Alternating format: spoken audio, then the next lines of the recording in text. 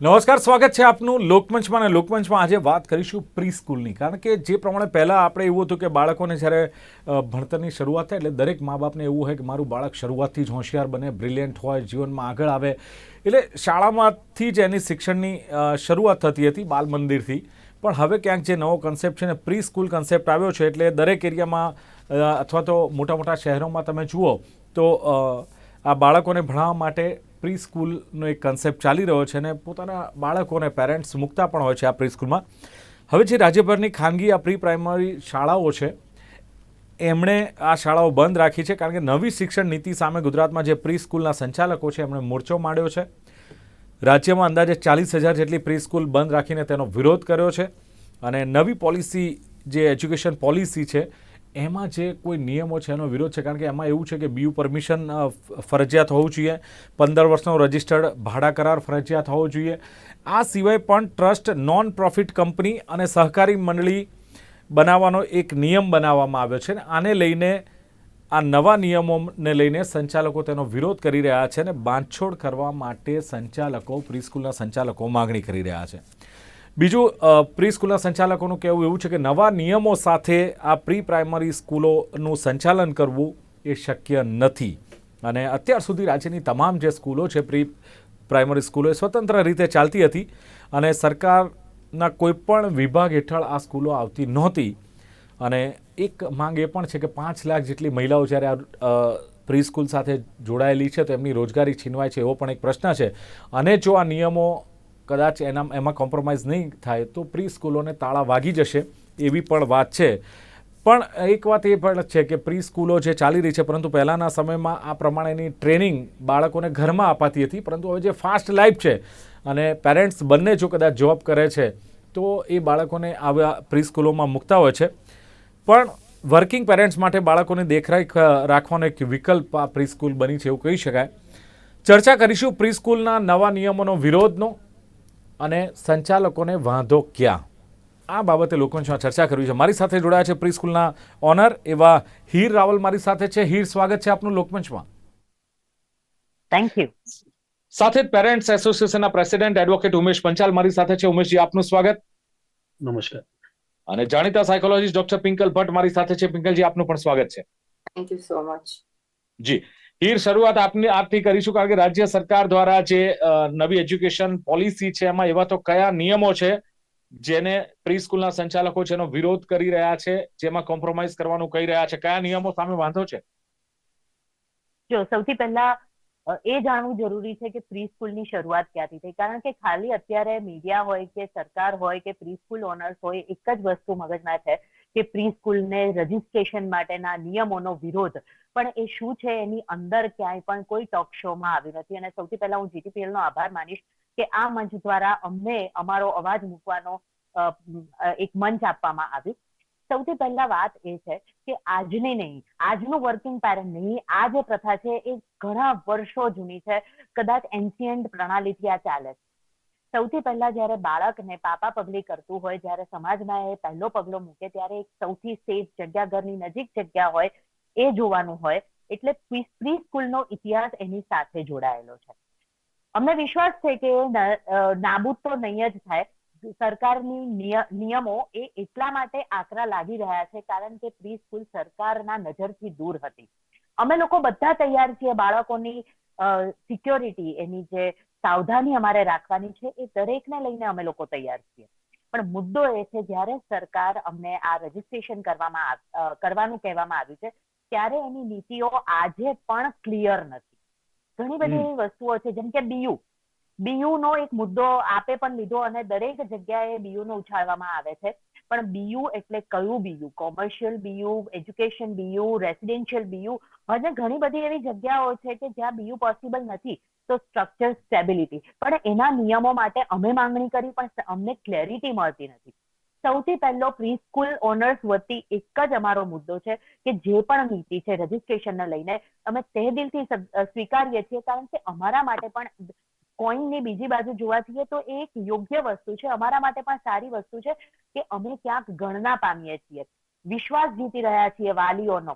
બીજી વસ્તુ એ છે કે એના પછીનો મુદ્દો છે કે 15 વર્ષનો ભાડા કરાર જે રજીસ્ટર હોવો જોઈએ. આજે એક સામાન્ય વસ્તુ છે, નાના બંગલાઓમાં ચાલતી આ બધી સંસ્થાઓ છે, એ મહિલાઓ અને પુરુષો બધા એમાં પાર્ટિસિપેટ કરે છે એવું જરૂરી નથી, પણ હા, મહિલાઓ એમાં ઘણા મોટા પ્રમાણમાં આ જોડાયેલી છે, કારણ કે આ જે પ્રોફેશન છે ને એ બહુ જ માવજતનું પ્રોફેશન છે, વાત્સલ્યનું પ્રોફેશન છે, અને એટલા માટે પ્રી સ્કૂલમાં વધારે પડતી મહિલાઓ આગળ ભાગ ભજવે છે. અને એટલા માટે અમારે ક્લેરિટી જોઈએ છે કે 15 વર્ષનો રજીસ્ટર્ડ ભાડા કરાર એટલે કેટલી મોટી અમાઉન્ટ થઈ. તો એમાં ખાસ અમને એક રાહત આપવામાં આવે એની સમજણ અમને હોવાની સાથે સાથે ત્રીજો મુદ્દો છે ટ્રસ્ટ અથવા નોન પ્રોફિટેબલ સંસ્થા અથવા તો કંપની એક્ટ હેઠળ એને નોંધવામાં આવે તો ઘણા બધા પ્રી સ્કૂલ ઓનર્સ એ શીખી રહ્યા છે અને એના માટે કદાચ એટલો બધો ફરક નહીં પડે. અમારી માંગણી એટલા માટે છે કે જટિલ વ્યવસ્થા હોવાને કારણે હજી અમને સમજણ નથી પડતી. ચોથી મહત્વની બાબત છે કે જ્યારે રજીસ્ટ્રેશન કરવામાં આવે છે ત્યારે બાળ વાટિકા શબ્દ વાપરવામાં આવે છે. એની સાથે સાથે ઇંગ્લિશ મીડિયમ અને ગુજરાતી માધ્યમ આ બંનેને અલગ રીતે જોવામાં આવે છે.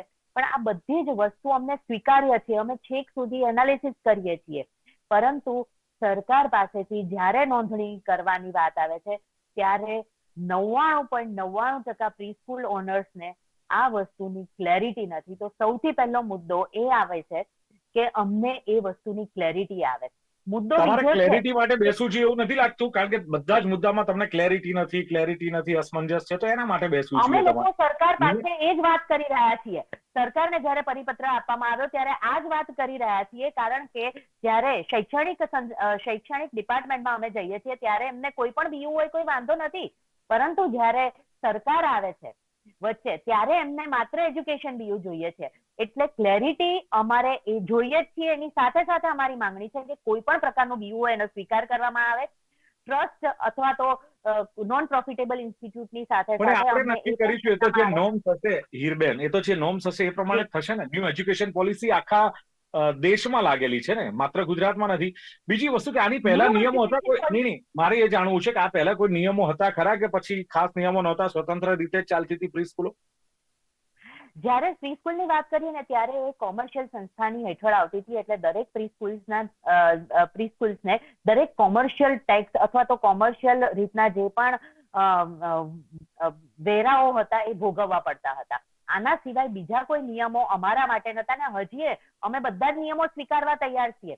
પણ એક શરત છે કે જ્યારે એ જટિલતા આવી છે ત્યારે એને જ્યાં રાહતની જરૂર છે. આજે તમે સામાન્ય વસ્તુ છે કે એક બંગલામાં ચાલતી પ્રી સ્કૂલ છે, એક સંસ્થા છે, એ કઈ રીતે ઓનર્સ પણ લગભગ બધી સંસ્થાઓ એ રીતે છે 15 વર્ષનો ભાડા કરાર કરીને આપશે. આ એક બહુ જ મહત્વનો મુદ્દો છે અને અમે ભાડા કરાર કરાવવા તૈયાર છીએ. ઘણી બધી કંપનીઓમાં, બિઝનેસમાં હીરબેન 15 ની 20 ને 25 વર્ષના ભાડા કરાર થતા હોય છે. એવું નથી કે ન થાય? પણ અત્યારે અમારા ઓનર્સ તૈયાર નથી. અત્યારે મેક્સિમમ જગ્યાએ જોઈએ છીએ, અમને પણ ખબર છે કે કોર્પોરેટ હાઉસીસ છે એ બધી જગ્યાએ લાંબા 90 વર્ષના ભાડા કરાર થતા હોય છે. અમે રાહત માંગવાની વાત કરી રહ્યા છીએ કે અમને 15 વર્ષની બદલે થોડા ઓછા સમય માટે થોડા સમય માટે. તમે તો 11 મહિના 29 દિવસનું જ માંગો છો સીધું. તમે ક્યાં કહ્યું છે કે 10 વર્ષ માટે આપો? કારણ કે અમને ખબર છે કે અમે 5 વર્ષમાં સંતોષ પામીશું અને અમને 5 વર્ષનું મળશે. અમને વિશ્વાસ છે કે સરકાર અમારી સામે જોશે અને અમને આ જગ્યાએ રાહત મળવાની છે. ચલો, સારું છે સરકાર તમારી સામે જુએ. પણ હીરબેન, આ પ્રી સ્કૂલો શું સેવાના માધ્યમથી ચાલે છે? જી બિલકુલ, સેવાની સાથે સાથે આ એક સમાજનું અભિન્ન અંગ છે. સમય જતા એ ખ્યાલ આવી જ જશે અને કદાચ તમે કહ્યું કે આ બહુ એન્શિયન્ટ કાળથી જે જૂના વર્ષોથી ચાલે છે. કેટલા વર્ષોથી ચાલે? પહેલા ક્યાં ચાલતી હતી આ પ્રી સ્કૂલો? જી, સૌથી પહેલી વસ્તુ એ છે કે એટલી કઈ સંસ્થાઓ છે જે કે માત્ર સેવાના માધ્યમથી ચાલતી હોય. ટ્રસ્ટ છે તો ટ્રસ્ટમાં પણ કેટલી એવી સંસ્થાઓ છે, K-12 સ્કૂલ્સ છે એ ટ્રસ્ટમાં ચાલે છે. કારણ કે લોકો એમ કહે છે કે મસ્ત મોટી જ્યારે સ્કૂલની વાત થવાની છે ત્યારે બધી સ્કૂલોની વાત થાય તો K-12 અત્યારે તો પ્રી સ્કૂલનો મુદ્દો છે આપણી પાસે. ચાલે છે. નહીં, પ્રી સ્કૂલનો મુદ્દો છે. કેટલી મસ્ત મોટી લોકો એમ કે છે, પેરેન્ટ્સ એમ કે મસ્ત મોટી ફીસ લેવામાં આવે છે, એક્ટિવિટીઝ કરાવે છે, એમાં પણ અઢળક ખર્ચા હોય છે. એટલે એક બિઝનેસ બની ગયો છે. દરેક વસ્તુનું વળતર આપવામાં આવે છે. આજે જ્યારે કેચુઅલ સ્કૂલમાં બાળકને મૂકવામાં આવે છે ત્યારે શું મોટી ફી નથી, તો એ વખતે કેમ કઈ વાંધો આવતો નથી? FRC લાગુ પડવામાં આવી છે છતાં એક્ટિવિટીના નામે લેવામાં આવે છે. એની સાથે શું એ બધી સ્કૂલો પણ છે, એ બધી સ્કૂલો શું સેવાના માધ્યમ માટે ચાલે છે? આ નહીં, સેવાના માધ્યમની સાથે સાથે એક રેમ્યુનરેશન પણ એટલે તમે જરૂરી માનો છે. છો કે જ્યારે તમે પણ એક સેવાના ટીચર માધ્યમથી નથી તરીકે ચાલતા? એમને પગાર પૂરો નથી આપવામાં આવતો, અને આ વસ્તુ પણ મીડિયામાં ઉછરેલી છે કે એક સૌથી એમ ઓછું નહીં, રેમ્યુનરેશન હીર મળે એવી આ એક હીરબેન, તમે એવું કહો છો કે બીજી બધી સ્કૂલો સેવાના માધ્યમથી નથી ચાલતી એટલે અમારી નથી ચાલતી.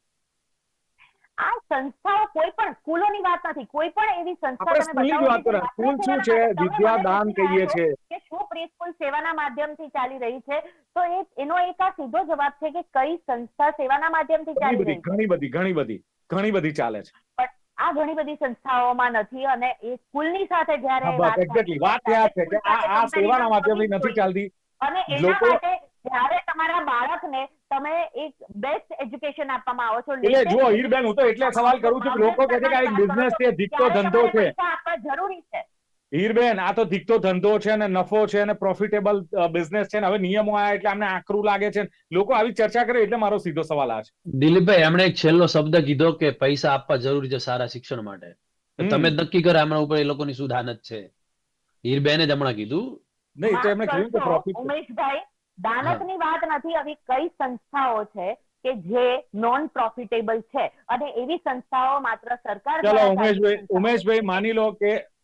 માની લો કે આ પ્રી સ્કૂલ, હું આવું પિંકલબેન આપની પાસે, માની લો કે આ પ્રી સ્કૂલો ચાલે છે ને એમાં કદાચ આકરા નિયમો છે, તો સરકાર સાથે બેસીને સરકારે પણ થોડું સમજવું જોઈએ એવું નથી લાગતું? કારણ કે જે પ્રમાણેના મુદ્દા છે. દિલીપભાઈ, હા, દિલીપભાઈ, પહેલી વસ્તુ તો એ છે કે આકરા નિયમો કઈ રીતના કહી શકે? તમે આને સ્કૂલનું હેડિંગ આપો છો, તો હમ, તમે ખુદ જોવો કે એક તો ગુજરાતની અંદર બે મોડલ છે, એક તો સરકારની સ્કૂલો છે અને પ્રાઇવેટ સ્કૂલો છે.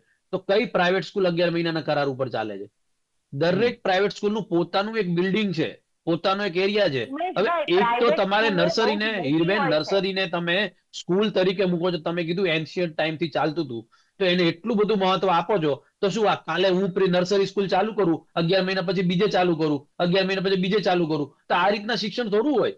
કોઈ પણ વાલી હોય એનો એક એરિયા ભાઈ, ફિક્સ હોય, આજ એના સુધી એરિયાની એવા અંદર એને ઇતિહાસમાં કોઈ શિક્ષણ વસ્તુ મળવું તમને જોઈએ. જોવા મળી કે 11 મહિને પ્રી સ્કૂલો તો બદલાતી હોય? આ બધી પણ કહેવત તમારું કરતો બિલ્ડિંગ ત્યારે નહીં રહી. શબ્દોની સરકારની મારે બહુ પડે સારી દાનત આવું છે. કશું ક્યારેય થયું નથી. ઇનડાયરેક્ટ હીરબેન, આ વસ્તુ જે એજ્યુકેશનની અંદર જે બેઝ થી, અત્યારે કેવું હતું કે પહેલા 11-12 ધોરણથી બિઝનેસ હતો, હવે પહેલા ધોરણથી 12મા સુધી બિઝનેસ થઈ ગયો છે. ને એ વધીને નર્સરીથી બચ્ચું જયારે 4 વર્ષનું હોય છે ત્યારથી જે બિઝનેસ મોડલમાં આવી જાય છે એજ્યુકેશનના, એ દૂર કરવા માટે સરકારે મોડલ કર્યું છે. પહેલો તમારો, હું સ્ટેપ બાય સ્ટેપ આવું, કે તમે પહેલો મુદ્દો કીધો કે બીયુ નો મુદ્દો છે. તો અત્યારે જે બનાવો બની રહ્યા છે, શું વાલી પોતાના બાળકોની સેફટી ના માંગે? સેફટી થશે, સ્ટ્રક્ચર સ્ટેબિલિટી હશે હા, ત્યારે બાળકની તો એ સેફટી થશે. સ્ટેબિલિટી માટે એ પાયાની છે. મજબૂતી હશે હવે ત્યારે નહીં, હું વન બાળકની બાય વન આવું. સેફટી મારી થશે. વાત સાંભળો, મારી વાત સાંભળો. નિયુક્ત હું વચ્ચે સેફટી બોલ્યો આવતી એટલે તમે નથી. મારી વાત સાંભળો. બીજો મુદ્દો તમારો એ છે કે ભાડા કરારનો. જો તમને ખબર હોય તો શિક્ષણ નીતિ સાથે રાઈટ ટુ એજ્યુકેશનની અંદર જ્યારે ગરીબ પરિવારના બાળકો હોય છે, એના વાલીઓને જ્યારે એડમિશન લેવું હોય છે, ત્યારે 3 વર્ષનો રજીસ્ટર્ડ ભાડા કરાર કરવામાં આવે છે. છતાં પણ એ વાલીઓ ગમે તે રીતે પોતાના માલિકને મનાવીને બાળકને ભણાવવા માટે, એ ઓલરેડી ગરીબ છે. ઘણા બધા જે શાકભાજી વેચે છે એવાના ભાડા કરાર તમે 3-3 વર્ષના જોયા છે. તો શું તમે તો કન્ટિન્યુ શિક્ષણ આપવા માંગો છો? આજે વસ્તુ એ બની રહી છે કે હું જે સ્કૂલમાં ભણ્યો છું ત્યાં મારા બાળકો ભણે છે. સ્કૂલ એક કન્ટિન્યુટી વાળી વસ્તુ છે. એવું નથી કે પ્રોફિટ થયો તો ચાલુ રાખી, નો પ્રોફિટ થયો તો મૂકી દીધું. એટલા માટે જે ભાડા કરારની વાત છે, એ સમજો કે 15 વર્ષ ના હોય પણ એ વેલિડિટી ઓછી થઈ શકે, પણ એ વેલિડ પોઈન્ટ છે. અને ત્રીજો ઓકે, પોઈન્ટ, તો આ જ પોઈન્ટ તમારો છે કે એ એ તમે 15 સરકાર વર્ષ સાથે એટલે ચર્ચા કરી ઓછો શકો સમય છો. હોય. બસ એટલે એ જ ચર્ચા ચાલે છે. બીજી વસ્તુ રહી કે સરકાર આ શા માટે કરી રહી છે? કારણ કે ઘણા બધા રાજ્યોની અંદર 2017 પહેલા આ FRC લાગુ થયેલી, 2017 ની અંદર ગુજરાતની અંદર FRC લાગુ થઈ. તો એ જ કલ્ચર જ્યારે નર્સરીથી જે જુનિયર કેજી, સિનિયર કેજી નું ફી સ્ટ્રક્ચર નક્કી કરવાનું આવે, તો એમનો કોઈ બેઝ જ ના હતો. એ તો એવું કહી દેતા કે અમે એક પ્રાઇવેટ કોમર્શિયલ સંસ્થા ચલાવીએ.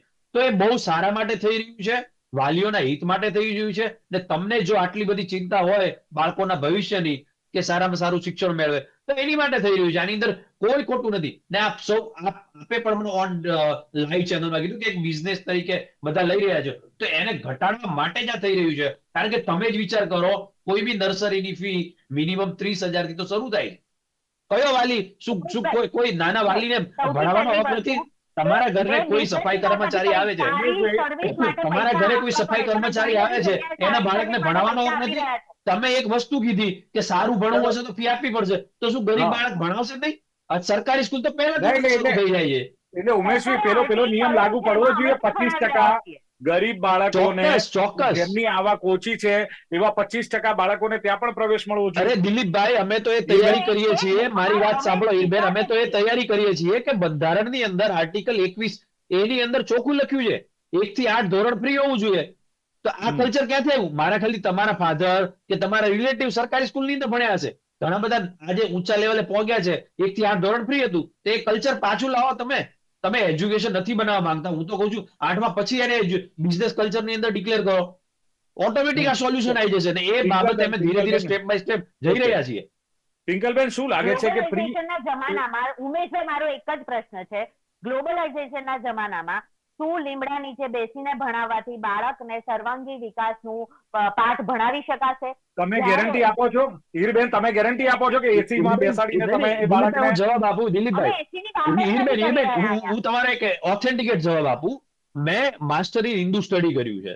તમે જે એન્શિયન્ટ વર્ડ યુઝ કર્યો ને, તો મેં ડીપ ગુરુકુલ કલ્ચર થી લઈ ને બધો અમે સ્ટડી કર્યું છે. તમને એટલી ગેરંટી સાથે કહું, આજની જે મેકોલેની 1834 પછીની જે એજ્યુકેશન સિસ્ટમ છે ને, એ ગુલામી કરાવે છે. એ કોઈ આની અંદર કોઈ મોરલ ઇથિક્સ કે છોકરાઓને વધતા નથી. હજી પણ જો ગુરુકુલ કલ્ચર આવતું હોય ને લીમડા નીચે, તો એ રિયાલિટી એજ્યુકેશન છે, સારું છે. ચલો ઓકે. ખાસ તો પિંકલબેન, આપનું શું કહેવું છે કે પ્રી સ્કૂલોની જરૂર કેટલી, કે 3 થી 5 વર્ષના બાળકોને જેમાં ભણાવવા માટે મોકલવામાં આવે છે, અથવા તો આને આપણે ટ્રેનિંગ કહીએ, કેટલી જરૂર છે આની? અથવા તો આવી ટ્રેનિંગ પહેલા ઘરમાં પણ મળી રહેતી હતી? તમે જે અત્યારે કીધું આ વર્ષોથી છે, પણ એના નામો અલગ હતા. જેમ કે આજે 1975 પહેલા બી, એટલે કે 50 વર્ષ પહેલા, 5 દાયકા પહેલાની આપણે વાત કરીએ તો 5 દાયકા પહેલા પણ જયારે વર્કિંગ ફિમેલ હતી, તો એમના બાળકોને સાચવવા માટે ત્યારે આપણે ઘોડિયાઘર કહેવાતા હતા. જે અત્યારે સેવાની સંસ્થા ચાલે છે, એનું નામ કહીએ છીએ કે અત્યારે ગવર્મેન્ટ જેને કહે છે કે સેવા આપો, તો જ્યોતિ સંઘ ને આ બધી હતી કે જે લોકો સેવા આપતા હતા. ત્યાં ફિમેલ જે કહેવાય છે કે ભાઈ જે સૌથી વધારે માવજત કરે, બાળકોને સાચવે, તો ત્યાં એવા ફિમેલને કામ રોજી મળતી હતી કે જે લોકો 50-60 વર્ષ સિનિયર સિટીઝન છે અને ઘરમાં એક ખરેખર માવતર છે, જેમની અંદર ધીરજ છે કે બાળકને સાચવી શકે, સાંભળી શકે, સમજાવી શકે, વાર્તા કહી શકે ને બાળકનો સારો ઉછેર થઈ શકે. ત્યારે એ ઘોડિયાઘરને અથવા તો બાલ વાટિકાને અત્યારે પ્રી સ્કૂલ કહેવાય છે. પણ તમે એક શબ્દ વાપર્યો, સેવા આપતા હતા એ લોકો ઘોડિયાઘરમાં. આપતા હતા. બીજું મારું બહુ જ ઘણી બધી વખત મેં ઘણી બધી એટલે પિંકલબેન, આ સેવા આપવાનું એક માધ્યમ છે, સેવા અપાઈ રહી છે, ઈરાદો આની પાછળનો એ છે? અત્યારે નથી અપાઈ રહી, પહેલા અપાતી હતી અને ધીરે ધીરે ઘોડિયાઘરે પ્રી સ્કૂલનું લીધું. એટલે મારું હંમેશા એ કહેવાનું હોય છે કે જેમ જેમ ઘોડિયાઘર, અત્યારે એવું કહેવાય છે કે ભાઈ છોકરાઓ મા બાપને સાચવતા નથી, ઘોડિયાઘર વધ્યા છે, મૂકી દે છે. પણ હું હંમેશા એવું કહું છું કે આ પ્રી સ્કૂલ અત્યારનું લેટેસ્ટ નામ આપણે વાપરીએ કે જેમ જેમ આ ઘોડિયાઘર, એટલે કે એને અત્યારે વધીને પ્રી સ્કૂલ થયું છે, તો પ્રી સ્કૂલ જેમ જેમ વધી છે ને એમ ઘોડિયાઘર વધ્યા છે. ખરેખર આ રોકવાની બહુ જ જરૂર છે સ્વસ્થ સમાજ માટે. સ્વસ્થ સમાજ માટે જ્યારે બાળક નાનું છે ત્યારે એનો સૌથી વધારે ઉછેર કોણ કરી રહ્યું છે? એની આજુબાજુ. કારણ કે નાનું બાળક 4 થી 5 વર્ષનું બાળક જુએ છે કે જ્યાં સેવા નથી, માવતરનું બી માં નથી, પ્રેમ ઘરમાં મળતો. કારણ કે વર્કિંગ વુમનની પાસે એટલી પેશન્સ નથી રહી, સમય બદલાયો છે. રોકીશ તો શું દરેક વુમને ઘરે બેસીને માત્ર ને માત્ર બાળકની માવજત કરવાની? આ સૌથી મોટો અને ખોટો તમારો સેન્ટેન્સ છે કે પ્રીસ્કૂલ વધી છે એટલે ઘોડાઘર વધ્યા છે. 5-6 વર્ષ સુધી તો કરવી જ પડે ને. પ્રોપર વાંધો લઈશ પિંકલબેન, કારણ કે આ યોગ્ય નથી. જો શું તમારા બાળકને પણ તમે સ્કૂલે જવા મોકલો છો તો સ્કૂલ જશે એટલે ઘોડાઘર વધશે? આ કઈ રીતની સંસ્થા છે? બીજી તમે વાત કરી કે હવે સાંભળો, હવે એમનો જવાબ તો સાંભળો હીરબેન. હીરબેન, તમે એમનો જવાબ સાંભળો. તમે કરી હીરબેન, તમે જવાબ તો એમનો સાંભળો, કારણ કે બધું જ તમે બોલશો તો એમનો જવાબ શું લઈશું? એમણે હમણાં તો શરૂઆત કરી બોલવાની. જી પિંકલબેન, તમે જ્યારે બી એક બાળકનું પ્લાન કરો છો તો એટલીસ્ટ મિનિમમ 5 યર્સ બાળકના પરવરિશ માટેનો તમારી પાસે એક સમય તો હોવો જોઈએ ને. આપણે ઇન્ફ્લુએન્સર લોકો બી જોઈએ કે કેટલા બધા હિરોઈનો એવા છે કે જેમણે એમની પોતાની કેરિયરને 5 વર્ષનો બ્રેક આપ્યો છે. હું 25 વર્ષ નથી કહેતી, ઘરની 4 દિવાલમાં પુરાઈ રહેવાનું નથી કહેતી સ્ત્રીને, પણ જ્યારે એક બાળક લાવવાનું તમે પ્લાનિંગ કરો છો અને એ બાળકના ઉછેર માટે જ્યારે બાળકને સૌથી વધારે એક પેરેન્ટ્સની, લવની, ફેમિલીની, હૂંફની જરૂર છે, એ 5 વર્ષ તમે તમારા બાળકને નથી આપી શકતા અને બાળકના સ્વસ્થ બિલકુલ આપી શકીએ છીએ. આપણે આ મીડિયાના માધ્યમથી અત્યારે નક્કી કરીએ કે 2.5 વર્ષ માં સાચવશે, 2.5 વર્ષ બાપ સાચવશે. શું એ મંજૂર છે સમાજને? નથી. આપણે અત્યારે પ્રી અરે નર્સરીની વાત ચાલે છે, આમાં ક્યાં મા બાપ આવી ગયું? વાત ચાલી રહી છે. પેરેન્ટ 5 વર્ષ બાળકને સાચવવાની વાત મેડમ કરી રહ્યા છે, સેવાની વાત કરી રહ્યા છે. તો હીરબેન, એ તો ડોક્ટરે એ બે દંપતીનો પ્રોબ્લેમ છે ને. આપણે નિયમ ઘડનાર કોણ છીએ? એમનું પર્સનલ લાઈફ હોય ને, જે હું કંઈ એ હોય. કહું છું કે આપણે નિયમ ઘડનાર કોણ છીએ કે જ્યારે બાળકને સર્વાંગી વિકાસ માટે મા બાપ એમ ઈચ્છે છે કે સારામાં સારી સ્કૂલ આપે, સારામાં સારી સંસ્થા આપે, સારામાં સારું એજ્યુકેશન આપે, ગ્લોબલાઇઝેશન ઉપર એને ભાર મૂકવામાં આવ્યો છે અને દરેક વસ્તુ એને એક્સપ્લોર કરવામાં આવે. અને સાયકોલોજીસ્ટ તરીકે આપ પણ જાણતા હશો કે 6 વર્ષ ગરીબના સુધી બાળકોને એક ક્વેશ્ચન છે હીરબેન, તમે નર્સરીમાં શું બેન, એજ્યુકેશન આપો છો છોકરાઓને? બેઝિક એજ્યુકેશન જ આપો છો ને? એ પહેલા અમે ધોરણથી સ્ટાર્ટ basic થતું હતું. શું કામ એને પહેલાની જગ્યાએ અમારી આપણે માન્યતા છે. અમે સર્વાંગી એજ્યુકેશન આપીએ છીએ, અમે બેઝિક એજ્યુકેશન નથી આપતા. અને સાયકોલોજીસ્ટ તરીકે અરે મારા બેન, તમે 3 વર્ષથી 4 વર્ષના બાળકની સાયકોલોજી સમજો, એ ગુલામીના પીરિયડ ની અંદર એન્ટર થઈ જાય છે. એ 3.5 વર્ષનું બાળક 6 વર્ષના અંદર જાય તો એ 3-4 કલાક ગુલામી ફીલ કરે છે. ના મેં જોયું છે, મારા છોકરાઓ છે બેન. હું વાલી મંડળ ચલાવું છું તો મારા છોકરાઓ છે, નથી નહીં, મારા છોકરાએ ભણ્યા છે. મેં જોયું છે, છોકરાઓને નથી ગમતું, છોકરાઓને નથી ગમતું સ્કૂલે જવું, રડતા હોય છે. હીરબેન, એક આજની મિનિટ, એજ્યુકેશન સિસ્ટમમાં છે. એક મિનિટ. ખોટી વસ્તુ છે. હીરબેન, તમે અને એની 25% ગરીબ બાળકોને પ્રવેશ આપશો?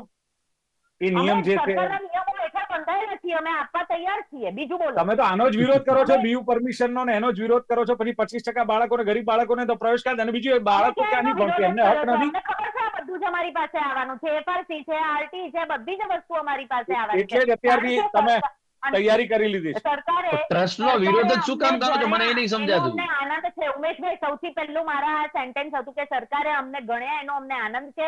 અમે સ્વીકારીએ છીએ કે હવે રજીસ્ટ્રેશન કરાવીએ, પણ આકરા નિયમોમાં રાહત મેળવવી અને માંગવી અમારો હક છે. બીજી ચલો, વસ્તુ, બિલકુલ. સાહેબ આપે પણ કીધું, એન્કર સાહેબ, કે સેવાની વાત ઓકે પિંકલબેન, હીરબેન, સમય બહુ છે, સમય બહુ ઓછો છે મારી પાસે. પિંકલબેન, આખરી કોમેન્ટ્સ આપની પ્લીઝ.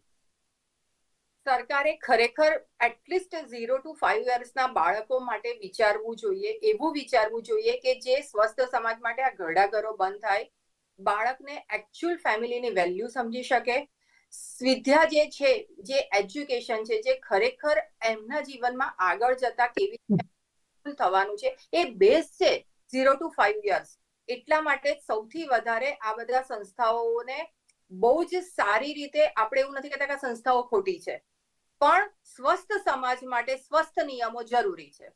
ઓકે, એટલે સવાલ એ છે કે જે પ્રમાણે પિંકલબેને કહ્યું કે બાળકો માટે ક્યાંક સરકારે પણ વિચારવું જોઈએ, અને 0 to 5 years માટે પણ વિચારવું જોઈએ. સ્વસ્થ બાળક માટે સ્વસ્થ નિયમો હોવા જોઈએ. હીરબેને કહ્યું એમ કે આકરા નિયમો છે, એની ના નથી, અમે સ્વીકારીએ છીએ, પણ ક્યાંક આ જે નિયમો છે એને હળવા કરે એવી માંગ જે આ કરી રહ્યા છે, જે પ્રી સ્કૂલ ઓનર્સ એસોસિએશન, અને સાથે જ ઉમેશભાઈએ કહ્યું એમ કે આકરા નિયમો કેવી રીતે વાલીઓ પોતાની સેફટી ન માંગે, આ પણ સવાલ થઈ રહ્યો છે. ત્યારે ચર્ચા ઘણી લાંબી થઈ શકે, પરંતુ સમયની મર્યાદા છે, એટલે ચર્ચાનું સમાપન કરીએ છીએ. જોવાનું રહ્યું કે જે પ્રી સ્કૂલના નવા નિયમોનો વિરોધ છે એમાં સરકાર કેટલી બાંધછોડ કરે છે, અને પ્રી સ્કૂલ સંચાલકો પણ આ નિયમો પાળવામાં કેટલી બાંધછોડ કરે છે, એના પર આનો મદાર રહેશે. ચર્ચાનું સમાપન કરીએ. હીર રાવલ, ડોક્ટર પિંકલ ભટ્ટ અને ઉમેશ પંચાલ ત્રણેય ઉપસ્થિત રહ્યા. ખૂબ ખૂબ આભાર. Thank you very much. તો દર્શક મિત્રો, લોકમંચ કાર્યક્રમમાં હતી આજની ચર્ચા, પ્રી સ્કૂલ માટેના નવા નિયમોનો વિરોધ, પરંતુ વાંધો ક્યાં, એ જાણવાનો પ્રયાસ કર્યો. ફરી મળીશું લોકમંચમાં નવા વિષય સાથે. જોતા રહો ગુજરાત ન્યૂઝ. નમસ્કાર.